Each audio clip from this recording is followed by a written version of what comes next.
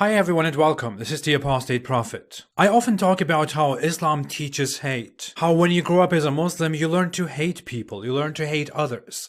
You learn to hate non-Muslims and specific religious groups. But I have this memory that I never forget, and I recently tweeted about it. It was when I was in second grade or so. I don't exactly remember what grade it was. Over the weekend, we went to a gathering, to an Islamic gathering, and there I learned that in the future, maybe, possibly in the near future, we Muslims would fight the Jews, and they would hide behind stones and trees. And we Muslims would kill the Jews until the stones and trees say, "Oh Muslim, there is a Jew behind me, come and kill him." But there is one specific tree known as the Gargat tree, and the Jews hide behind that tree, and the tree does not betray them. Let's just put aside how ridiculous it sounds that trees and stones are talking. And obviously Muhammad spoke those words for a very primitive audience back in the 7th century, because people don't need to hide behind stones and trees anymore in today's time. And let's not even talk about how a tree literally sides with the Jews.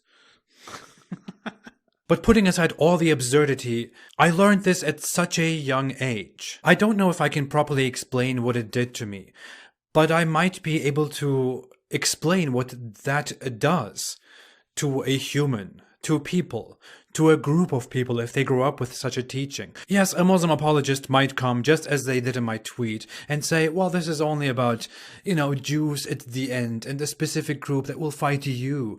But no, all of that is just not true. And if those Muslim apologists were honest, they would see what I'm talking about and what everyone else finds so terrifying about this specific tradition. If you think about it from a non-Muslim perspective, from an ex-Muslim perspective, it is extremely problematic because no, this is not just about a specific group in the end times. And even if it were so, what this does is to teach every Muslim child out there that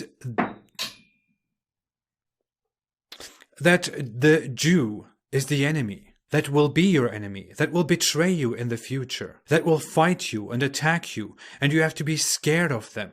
That you have to prepare to fight the Jew, because it will happen. That you are supposed to be afraid of the Jew, that the Jew will kill you in the future, and you are going to kill them for the sake of Allah. And this is an extremely authentic Islamic narration. Abu Hurairah reported that Allah's Messenger said, "The last hour would not come unless the Muslims will fight against the Jews, and the Muslims would kill them until the Jews would hide themselves behind a stone or a tree, and a stone or a tree would say, 'Muslim, or the servant of Allah, there is a Jew behind me, come and kill him.'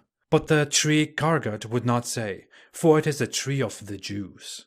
This does not only have one source, or two sources, or three sources, it has numerous sources, and by Islamic standards, this is undoubtedly reliable, authentic. Conspiracy theories about this dumb, hateful narration go so far that it is very common in the Muslim world, and you see that online on Facebook and on Twitter and on so many different platforms among Muslims, that people have these moronic speculations, moronic conspiracy theories, that Jews in Israel know very well of this tradition, and that they are currently planting this Gargat tree everywhere in Israel, because they know that this will happen, and they're trying to protect themselves. They're trying to plant those trees that are going to help them, because they know that in the end the Muslims will rise up and kill every single one of them, and they need a place to hide. I'm not making this up. This is a very, very common, idiotic theory in the Muslim world. This is so well known that a channel that goes around in Israel asking people questions even picked up this question and asked the people if they are planting the Gargat tree. Of course, the Jews in the streets had no clue what he's talking about.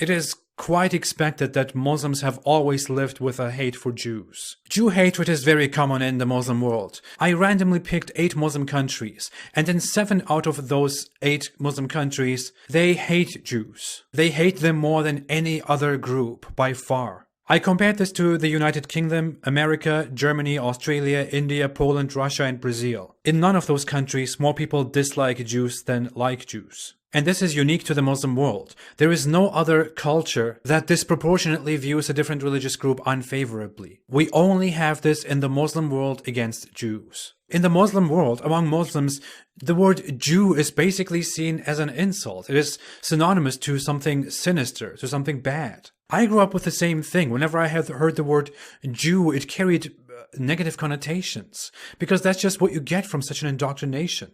And that is not just me. It's not my parents. It's not any of this. It is Islam, as you might see. This single tradition is not all there is. There is so much more. The Quran also teaches that Jews will always hate Muslims. Muhammad teaches that Jews earn the anger of Allah. I will come to that very soon as well. It's also about Christians, and Muslims repeat it every day. The Quran teaches that Jews are killers, and that they are known for killing their prophets. That Allah has turned them into pigs and apes. مع إخوان القردة والخنازير من اليهود من بني صهيون تقاتلكم يهود فتسلطون عليهم حتى يختبئ اليهودي من وراء الحجر والشجر. Israel is often mentioned in relation to this prophecy. Many Muslims think that it will be in relation to this specific conflict, that the conflict will end in Muslims fighting and killing all the Jews. And the fact that Muslims all around the world who have nothing to do with Arabs care so much about the Israel-Palestine conflict also has to do with the Islamic Jew hatred. There are so many conflicts in this world of the same nature that Muslims never have given the same reaction to. Conflicts where Muslims have been massacred. These are conflicts that Muslims today still don't care about, while they are all so focused on Israel and the Palestinians. When I came out of Islam, I didn't immediately let go of my anti-Semitic indoctrination. It was still there, and I was interested in conspiracy theories. I am glad that I gave myself the chance to actually think about things from a proper, original point of view and make up my own mind rationally. I would be so happy if Muslims could come to the same conclusion. Unfortunately, Muslims are bound by the claim that their religion tells them the truth, and that their religion also teaches them that they will commit a genocide on Jews because they will have to, because it is in alignment with the future that Allah has prepared for them, and that they are doing that for Allah, to kill the evil Jew. How about we stop hating Jews? How about we stop believing in Islam, and then we will stop hating Jews? But I will talk more about this and give you reasons for both. For now, thanks for watching. Most of my videos are not monetized, so you can watch them without ads. If you want to support me and what I'm doing, you can support me on Patreon. Thank you all so much. I will be back very soon. Have a great day and stay away from Islam.